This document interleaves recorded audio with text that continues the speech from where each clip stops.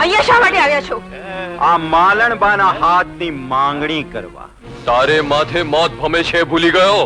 એ જય શ્રી કૃષ્ણ, જય શ્રી કૃષ્ણ. મંગલ બાપુને ના પાડશો તો તમારા ઉપર મોત ભમશે. તારી આ હિંમત મહારાજ મહેલમાં આવીને મને ધમકી આપે છે? આ મંગળની ધમકીઓ પોકળ નથી હોતી મહારાજ.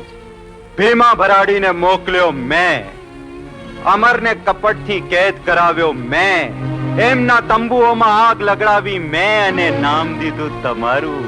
જાણો છો શું કરવા? માલણબા સાથે લગ્ન કરીને માનગઢનો રાજા થવા. રાજા? અરે તું તો આ ધરતીની રૈયત થવાને પણ લાયક નથી.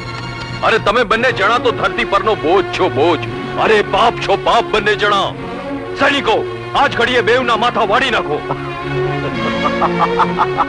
જોઈ શું રહ્યા છો? આગળ વધો, મારો હુકમ છે. હા હા, અને હુકમ ન કહેવાય મહારાજ. ઉભા રહો, હુકમ હું આપું.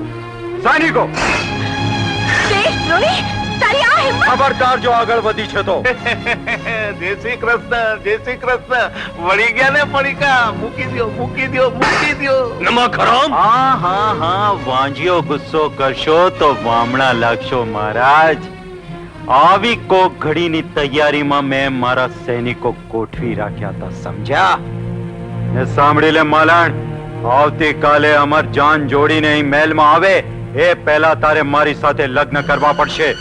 તારી હા એ મહારાજની મુક્તિ, અને તારી ના એટલે સમજી ગઈ? સૈનિકો, લઈ જાઓ એમને. લઈ જાઓ.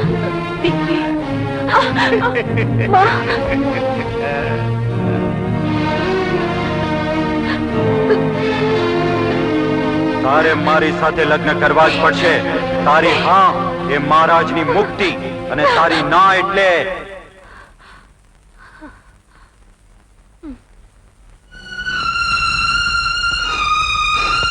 હું કપટી, નીચ કે દગાખોર નથી કે મારે મરતી વખતે મોત સંતાડવું પડે.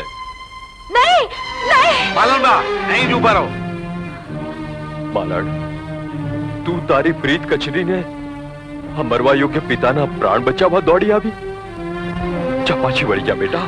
તમે શું ઈચ્છો છો બા? તમારી દીકરી પોતાની માનું ચાંદનું પૂસે, એનું કંકુ પોતાની સેતીમાં પૂરે?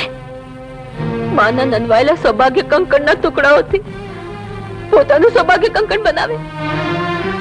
માનું સૌભાગ્ય ઉજાડી અખંડ સૌભાગ્ય ઉદય થાય, એ માટે માએ મને જન્મ આપ્યો હતો.